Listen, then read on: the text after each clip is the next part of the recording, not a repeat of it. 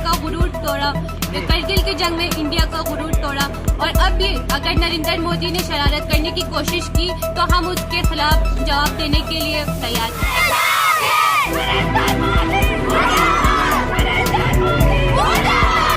बस मैं इंडिया को यही कहना चाहूँगी, अगर उन्होंने हमारी तरफ मेली नज़र से देखा या हमारे पाक आर्मी में से किसी एक भी बंदे को छेड़ने की कोशिश की तो हम आके उनका वो हशर करेंगे, वो कभी सोच भी नहीं सकते।